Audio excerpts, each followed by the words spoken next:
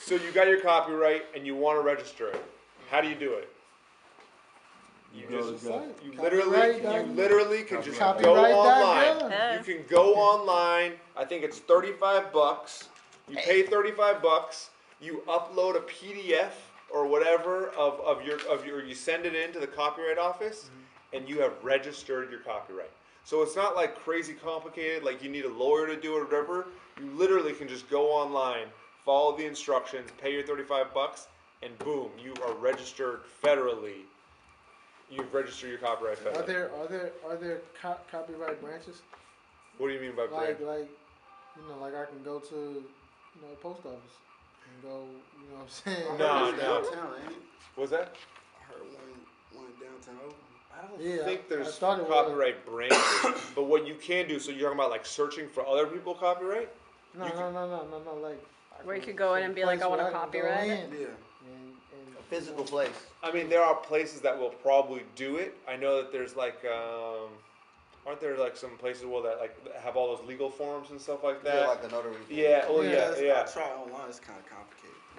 Yeah.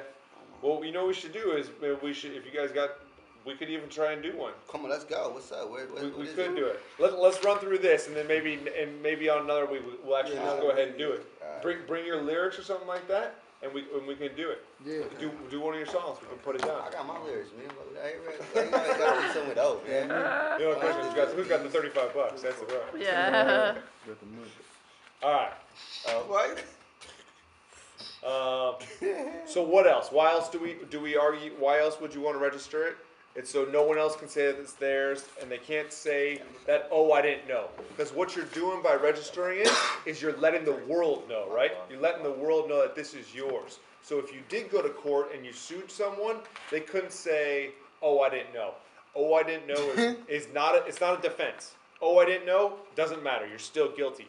But what it does mean is how much damages they have to pay, right? And that's basically, if you did something and you knew that you were doing something wrong, typically a court will make you pay more money. What if the person know that they do, but then like they talking about they don't know, and then the people know that they don't know? That's just like regular court every day, right? It's like people lying through their teeth. That's people's court right there. It is. Everyone's just lying. This sounds it sounds kind of horrible because I'd hate to sue someone who doesn't even have money.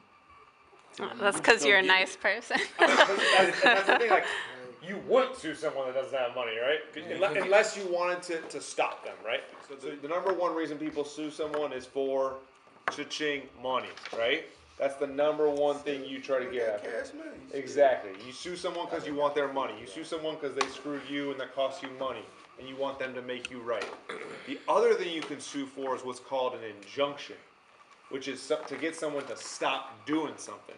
So that's not just about money. So let's say someone keeps printing a bunch of your CDs, right?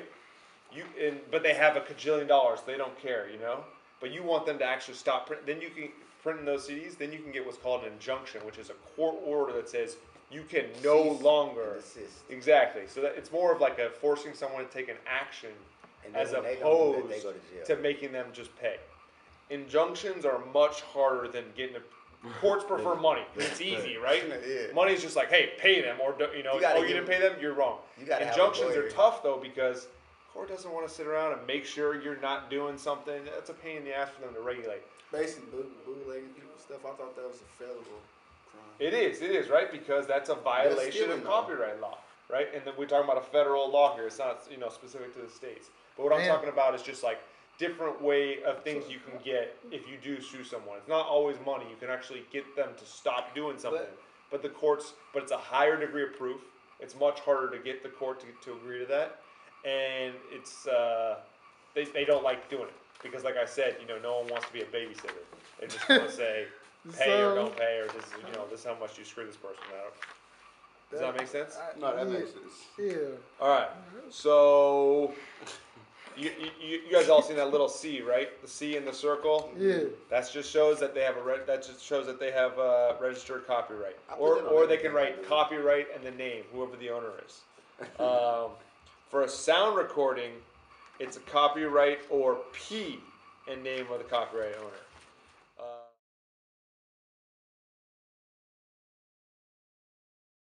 PeaceTones.